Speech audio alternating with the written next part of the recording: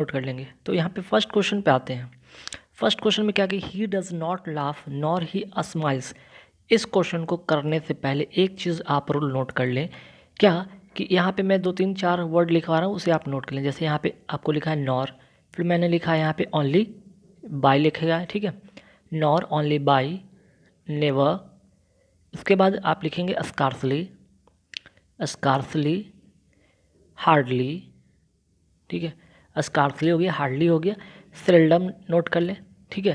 तो ये जो कुछ वर्ड आपको मैं सिखाया, अगर अगर ये वाक्य के या सेंटेंस के शुरू में आए तो जो सेंटेंस होगा उसका जो ऑक्सिलरी वर्ब होगा, ऑक्सिलरी वर्ब किसके पहले होगा, वो सब्जेक्ट के पहले होगा, ठीक है। He does not laugh nor he smiles. यहाँ पे एक चीज़ देखेंगे, नॉर से शुरू हो रहा है, नॉर से शुरू हो रहा है। अभी मैंने बताया कि अगर इन सारे वर्ड से, इन सारे में से किसी एक वर्ड से अगर सेंटेंस स्टार्ट होता है या सेकंड क्लॉज भी स्टार्ट होता है, तो जो सब्जेक्ट के पहले क्या आएगा, ऑक्सिलरी वर्ब आएगा, ठीक है। मीन्स कि जो इसके बाद यहाँ पे देख रहे हैं ये क्या है, सब्जेक्ट है, तो सब्जेक्ट के पहले, इसके पहले कोई ऑक्सिलरी वर्ब होना चाहिए, ठीक है। इसमें नहीं है, नॉर ही स्माइल्स। यहाँ पे ये चीज़ एरर है, यहाँ पे इसको आपको सुधारना है, मीन्स कि इम्प्रूव करना है। मीन्स कि नॉर के बाद क्या लगना होगा, यहाँ पे ऑक्सिलरी वर्ब। तो नॉर के बाद क्या होना चाहिए, ऑक्सिलरी वर्ब। आपको यहाँ पे डज दिख रहा है, आप इसे टिक करेंगे, ठीक है। Nor, only, by, never, scarcely, hardly, seldom. आपको 5 6 वर्ड मैंने बताया, इनसे स्टार्ट होगा सेंटेंस, तो इसके जस्ट बाद कोई ना कोई ऑक्सिलरी वर्ब आएगा, सब्जेक्ट नहीं आएगा। अगर सब्जेक्ट आ रहा है तो उसके जस्ट पहले आप ऑक्सिलरी वर्ब लगा देंगे, ठीक है। आपने यहाँ पे रूल सीख लिया। अच्छा, यहाँ पे एक चीज़ और यहाँ पे नोट करेंगे, यहाँ पे 2 वर्ड स्कार्सली और हार्डली, अगर ये कंजंक्शन के रूप में कभी आ जाए ना, तो इनके साथ हम क्या लगाते हैं, व्हेन का यूज़ करते हैं। हालांकि इस सेंटेंस से कोई लेना देना नहीं है, इस इम्प्रूवमेंट से कोई लेना देना नहीं, लेकिन अगर एरर के सेंस में आ जाए और सेंटेंस स्कार्सली हार्डली से स्टार्ट हो और इसके बीच में अगर कंजंक्शन के रूप में कोई दैट का यूज़ कर दिया जाए, नॉर का यूज़ कर दिया जाए, वो गलत होगा, वहाँ पे व्हेन का यूज़ करेंगे। नेक्स्ट क्या है भाई, नेक्स्ट क्वेश्चन है कि we met yesterday haven't we met yesterday haven't be. अब देखिए यहाँ पे साफ तौर पे पता चल रहा है कि यह क्या है, क्वेश्चन टैग का सेंटेंस है, ठीक है। क्वेश्चन टैग आपने पढ़ा होगा, तो क्वेश्चन टैग का रूल क्या कहता है, अगर आपका स्टेटमेंट क्या है, अगर ये पॉजिटिव है, ठीक है, तो इसका जो होगा सेकंड जो क्लॉज होगा वो क्या होगा, निगेटिव होगा, है ना। कहने का मतलब अगर फर्स्ट क्लॉज अगर पॉजिटिव है तो सेकंड क्लॉज क्या होगा, निगेटिव होगा। क्लियर। अगर स्टेटमेंट क्या है, कह सकते हैं कि पॉजिटिव है तो इसका जो है क्वेश्चन टैग बनेगा निगेटिव। अगर ये सेंटेंस, अगर आपका स्टेटमेंट अगर आपका निगेटिव रहेगा, मान लीजिए थोड़ा देर के लिए कि अगर ये सेंटेंस स्टेटमेंट आपका अगर ये निगेटिव होता तो क्वेश्चन टैग क्या बनता, पॉजिटिव, ठीक है। बस ये 2 रूल आप याद रखेंगे, sentence positive, question tag negative, sentence negative, question tag positive, ठीक है। ये तो आपको क्या दिख रहा है, पॉजिटिव दिख रहा है, तो आपका जो होगा क्वेश्चन क्या होगा, जब भी होगा तो निगेटिव है, ठीक है। यहाँ पे निगेटिव भी है, लास्ट में क्वेश्चन मार्क होगा, ये भी सही है। आपको 3 चीज़ ध्यान रखना है, स्टेटमेंट पहले तो ये देख रहे हैं कि पॉजिटिव है, ठीक है, तो क्या इसका जो उस क्वेश्चन टैग है वो निगेटिव है, तो हाँ यहाँ पे नॉट लगा हुआ है ना, तो निगेटिव है, ठीक है। इसके बाद लास्ट में क्वेश्चन मार्क है, तो हाँ है।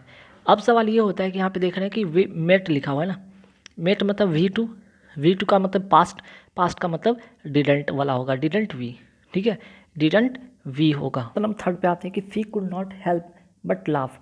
यहाँ पे क्या इंप्रूव करना होगा, तो पहले आप 2 4 5 वर्ड मैं आपको लिखवा रहा हूँ, वो आप नोट कर लें। जैसे कि कैन नॉट हेल्प, ठीक है, can not help, it is no use, worth, उसके बाद एडमिट,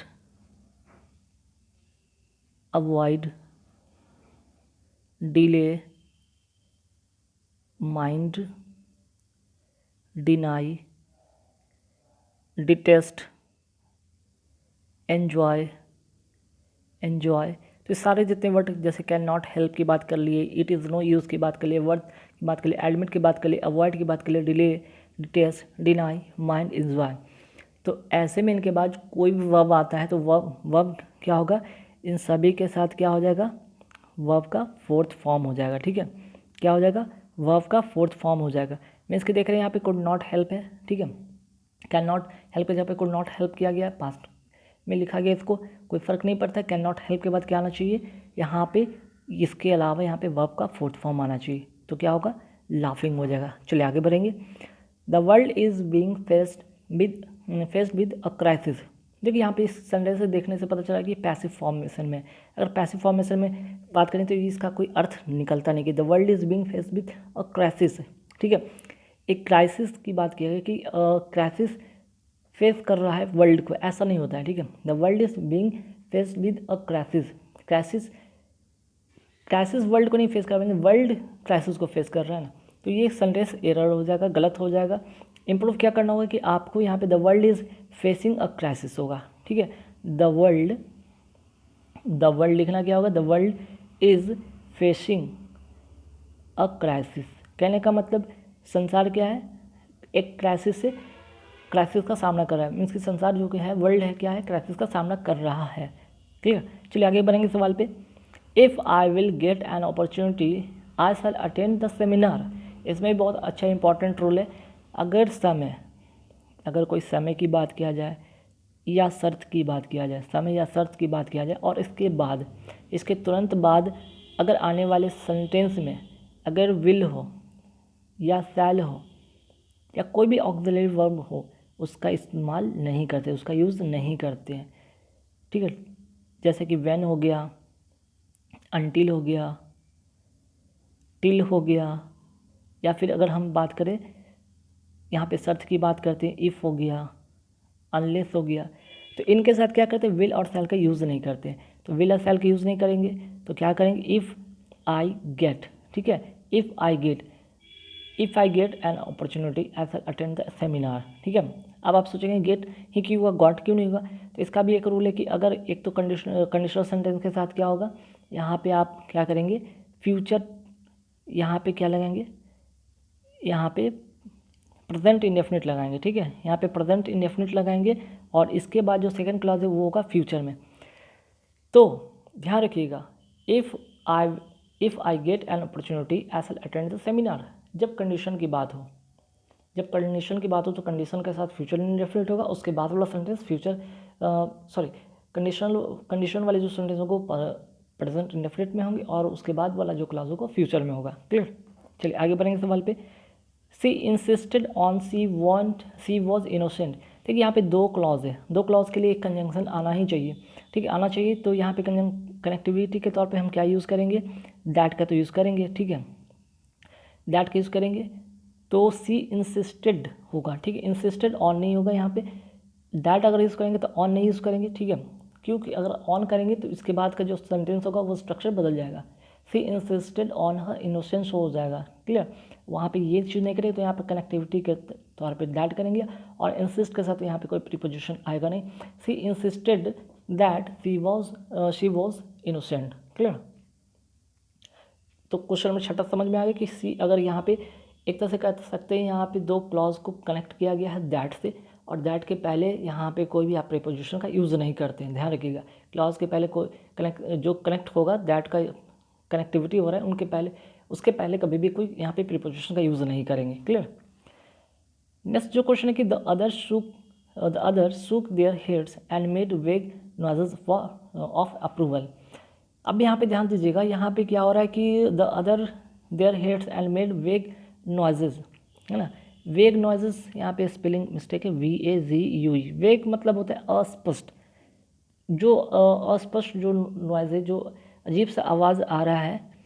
कैसे कह सकते हैं कि अगर कोई आवाज़ अजीब से आ रहा है, मीन्स कि कोई आपको कुछ कह रहा है और आप बढ़िया से सुन नहीं पा रहे। अगर आपको कोई कुछ कह रहा है और आप बढ़िया से सुन नहीं पा रहे, लेकिन उसको क्या कर रहे हैं कि उसको मना भी नहीं कर सकते, बुरा लग जाएगा, इस सेंस में आप क्या करते हैं, हाँ हाँ ठीक है सुनाई दे रहा है ना, हालांकि आपको सुनाई दे रहा नहीं, तो इस कंडीशन में आप क्या करते हैं, हाथ सर घुमाकर हल्के फुल्के में हाँ में भर देते हैं, हालांकि आपको ये ऐसा होता सुनाई देता नहीं ठीक से, या सुनाई नहीं आ रहा होता, फिर भी आप उसको हामी में भर देते हैं, हामी भरना। तो ऐसे कंडीशन में हम क्या करते हैं, यहाँ पे सुक नहीं करते, यहाँ पे नॉडेड की बात करते हैं। Other nodded their heads and made वेग नॉइजेस ऑफ अप्रूवल, ठीक है। जो वेग नॉइजेस आ रहा है वो भी अप्रूवल के तौर पे कहते हैं, हाँ भाई ठीक है, सब सही है ना, जो है सही है। तो यहाँ पे नॉड अगर हेड की बात करते हैं, इसका मतलब होता है हामी भरना, हामी भरना। चलिए आगे बढ़ते हैं सवाल पे। My father has been advise to reduce smoking. देखिए स्मोकिंग के साथ रिड्यूस नहीं होता है, ठीक है। स्मोकिंग के साथ होता है कट डाउन करना। कट डाउन करना मीन्स कटौती करना, कि आप क्या करें, स्मोकिंग में क्या करें, कटौती करें, ठीक है। रिड्यूस नहीं करना होता यहाँ पे। My father has been advise to reduce, नहीं कट डाउन स्मोकिंग। क्लियर।